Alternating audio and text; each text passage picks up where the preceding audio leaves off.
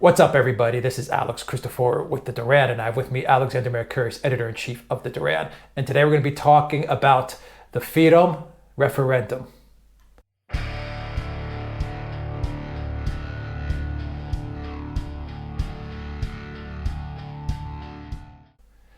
Okay, Alexander, FYROM, a former Yugoslav Republic of Macedonia. That is still its name, according to international law. You can correct me if I'm wrong there.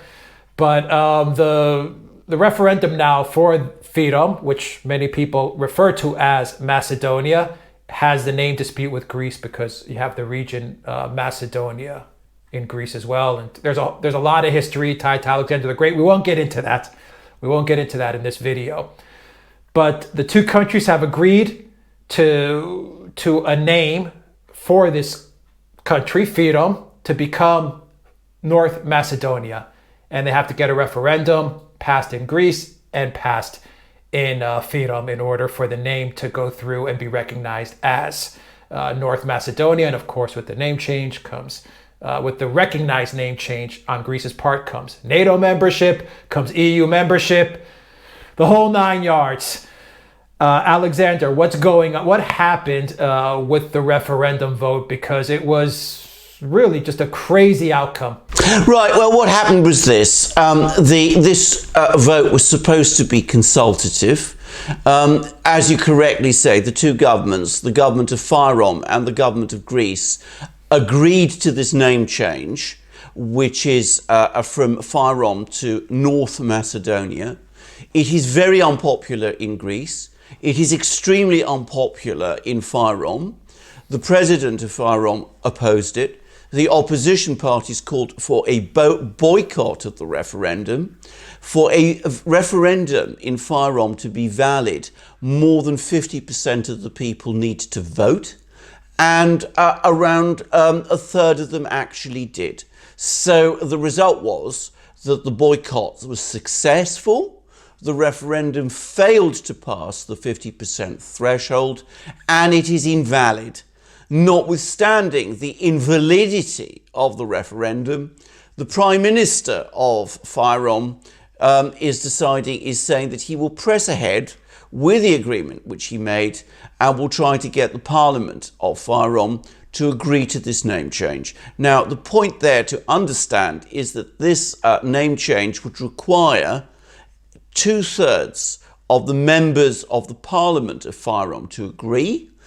Given that this is a change to the country's constitution, there is not such a majority within the parliament, so there is a high probability that we will see new elections. All right, we're not going to get into the history of the name and Macedonia, what it means for Greeks and Alexander the Great and all of that. And probably as two Greeks, we probably have a biased opinion anyway. But we'll tackle this from an objective standpoint and focus on the referendum.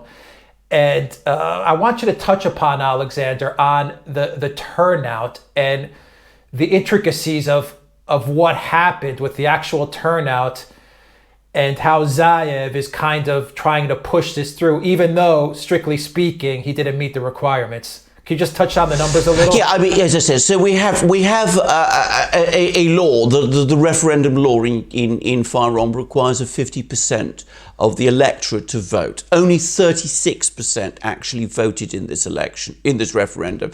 Now, as I said, this was after the opposition parties called for a boycott. Of that 36%, around 90% voted in favour of the name change. But it's important to stress we're talking about 90% of 36% of the electorate. So it is impossible to say that there is any enthusiasm for this name change in FYROM. The people of FYROM don't like it. I mean, they feel that calling their country North Macedonia somehow makes it even less of a real country than calling it FYROM, the former Yugoslav Republic of Macedonia. So this was an unpopular move. Now, the only reason it happened was not because I think Zaev or people, the authorities in FYROM really care about the name change, but because they're very eager to join NATO and the EU. And the Greek government has previously, up to now, opposed FYROM joining NATO and the EU until the long-term question of the name of this country was sorted out. So what you basically had was the NATO and the EU strong-arming the two governments of both of these countries to agree to something which was unpopular in both countries and which has essentially been rejected because, as I said, the referendum failed. It has been rejected in FYROM itself when it was put to the vote. Notwithstanding that, as we've said, they're going to still try and press on with this thing. But whether they will succeed in the parliament and in any fresh elections which follow, I mean, that has to be very doubtful. So basically only the supporters of the name change really turned out to vote. Everyone else was absent. Only the supporters turned out to vote, and bear in mind that it turns out that they're no more than a third of the population. So, I mean, you know, 2/3 either oppose it or don't care. But one way or the other, there's no great enthusiasm for this name in FYROM, and that's absolutely clear now. And of course, there's enthusiasm in the EU and in NATO, and so they're going to use. Zaev is going to basically, and NATO and EU are going to use Zaev to ram this through, to get the approval and try to ram it through Parliament, because any vote that's in favor of the EU, of Brussels, and of NATO, of course, is a good vote. That's democracy in action. Any vote against them, of course, is not democratic. But so they're meddling. Well, they are. There's no doubt about it. They are. But they're accusing another country of meddling. So get into some details there about what's going on. First of all, you're absolutely right. They're going to pull out the stops to force this through, even despite the fact that, according to what was said before the referendum, it's essentially been rejected. And that is, of course, the consistent pattern of the NATO-EU leadership. Whenever they hit upon referendums of this kind, I mean, they go out to undermine or discount their significance, and they call whoever is on the other side, whoever has won these referendums, they call them populists and ultra-rightists or nationalists or whatever, but they will never admit that they're Democrats, even though, as I said, these people win through democratic processes. Now, you're talking about meddling. I mean, before this referendum took place and during the campaign, FYROM hosted a whole series of visitors. These included the US Defense Secretary, General James Mattis, the EU External Affairs Commissioner, Federica Mogherini, the NATO Secretary General, Jens Stoltenberg, and the Chancellor of Germany, Angela Merkel. All of these people came to FYROM and called on the people of FYROM to support the name change in the referendum. The US Congress provided $8 million to FYROM to help them with this referendum. Apparently, the British Foreign Office has also provided funding. All this huge activity is not called interfering in the internal affairs of FYROM, and it is not called meddling. But what we are reading now in the newspapers in the West and hearing on television and in the media is that the Russians somehow single-handedly are responsible for this election, this referendum debacle. And there is a very interesting article by Simon Tisdall in The Guardian, who essentially says that. And what is the evidence of Russian meddling? Well, of course, there is no real evidence of Russian meddling. There's been some talk that there were some social media posts about this. That's assumed to be the Russians, but of course there's plenty of people in FYROM who oppose it. That's why, as I said, it failed. So why assume a Russian hand behind it? There's talk that I read somewhere, that right-wing Greek businessmen close to Russia had provided funding to the boycott campaign. Well, right-wing Greek businessmen wouldn't need any urging from Russia to do that if they even did it, which, I mean, I don't know anything about. But as I said, we hear about meddling when it comes from Russia, even when there's no proof of it. But as when it's the NATO powers who do it, and the NATO powers do it in full public view, that is not meddling. That is apparently assisting in the democratic process. So that seems to me a perfect illustration of the state of the modern commentary in the modern world. Yeah, but blame Russia. Blame Russia. Clear projection. Clear projection. Crude projection. Absolutely. Yeah. Absolutely. Yeah. And of course, Russia has been blamed for also meddling in the Greek side of the FYROM, Macedonia, North Macedonia debate. And they've actually, NATO, the EU, the deep state, call it whatever you want, the globalists, they've actually managed to create quite a significant schism between what was once a very amicable, a very friendly relationship between Greece and Russia, because Tsipras is actually going for the Russia meddling thing. I mean, he's playing it up. Absolutely. He's playing it up because in Greece it's also unpopular. So get into that a little bit. Yeah, I mean, it is a very unpopular move in Greece because, of course, for Greeks, and you said we shouldn't touch on the politics, on the history too much, but of course for Greeks, Macedonia is a name that conjures up many images from the past with Alexander the Great and all that. And of course, a large part of Greece is the Greek region of Macedonia.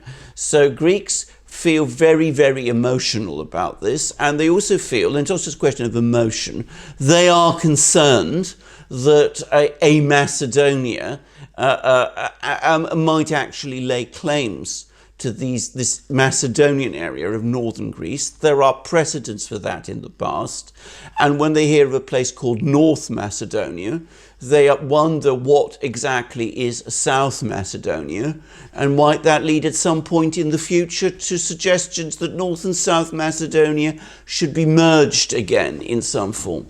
So, these are not baseless fears. Anybody who knows the history of the Balkans knows that these are not baseless fears.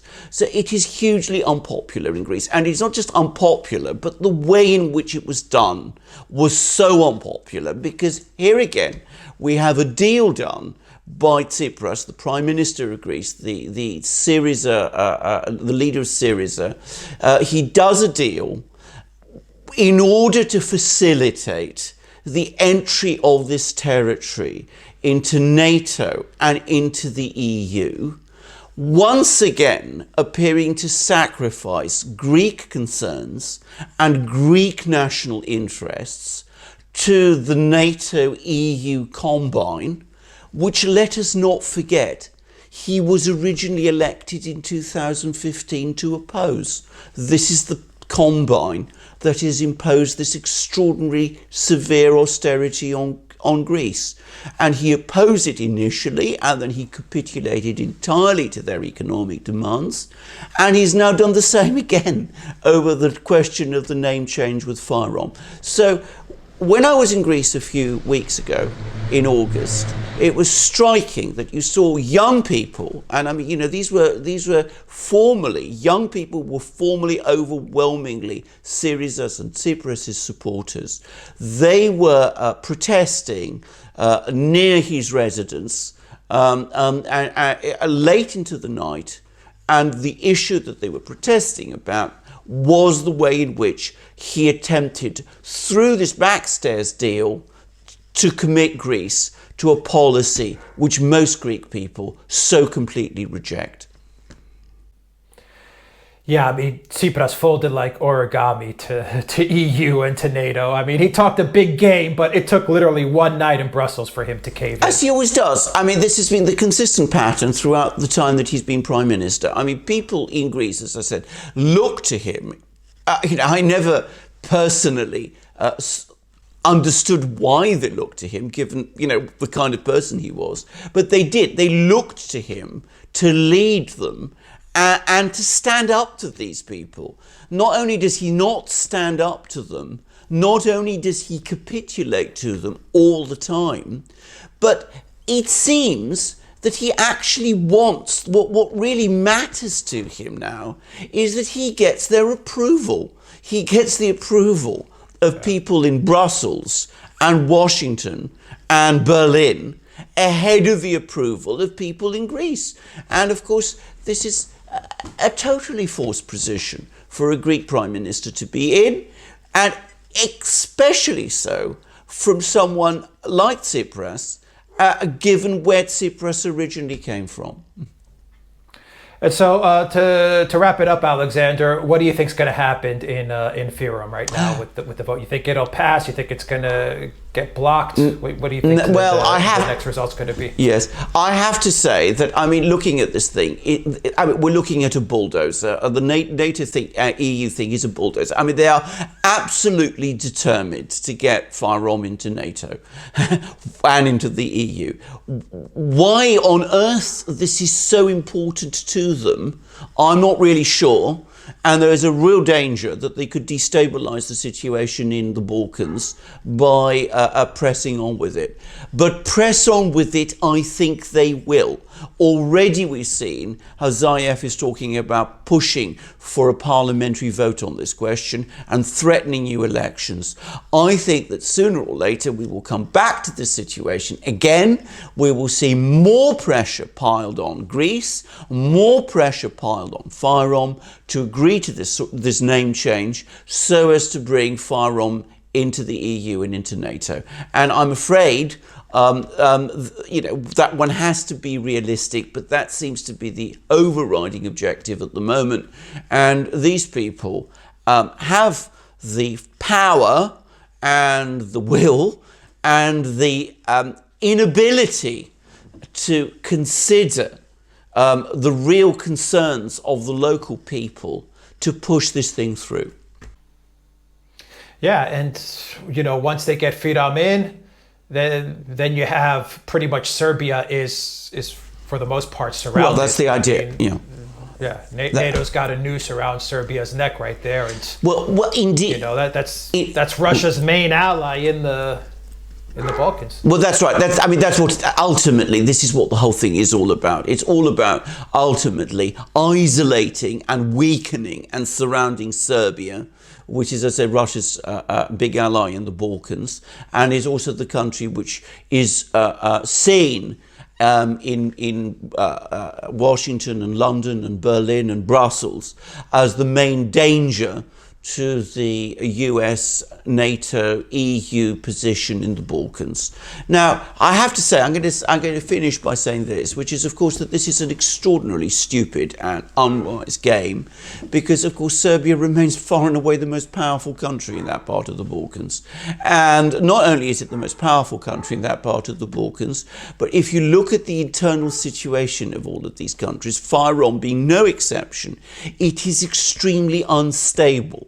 So playing this sort of game is not going to stabilise the Balkans, which is what people in the West are saying. It is going to do the opposite. It is going to destabilise the Balkans and ensure that a major crisis happens in due course. And when I say a crisis, it will happen inside FYROM and inside these other countries, which will by then be members of the EU and NATO. So it is a completely short-sighted and misguided policy, and it is one that in the end is going to backfire disastrously.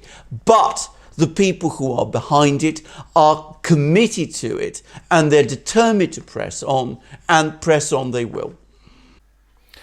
And you have Jeffrey Pyatt as ambassador to the US in Greece, and he is the man who was a chief architect of the destabilization of Ukraine. So I guess all the pieces are in place for a lot of upheaval. Oh, well, absolutely. And as I said, if there's a war in the Balkans, which I think is a certainty, by the way, I mean, if this trend of policy continues, then, I mean, I don't know when it's going to happen. I don't know how soon, but sooner or later it will.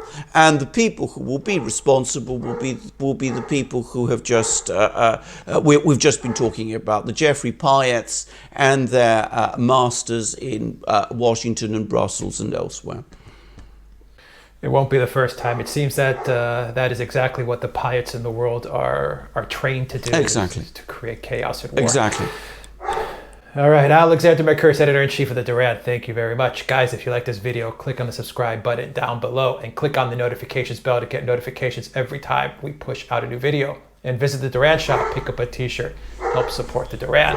And in the description box down below, you will also see links to our PayPal and Patreon pages. Please donate to the Duran, donate to the channel so we can continue to broadcast to you. Alexander Mercouris, I hear your dog is barking, so that must mean we are taking this to the end. Until next time, guys, take care.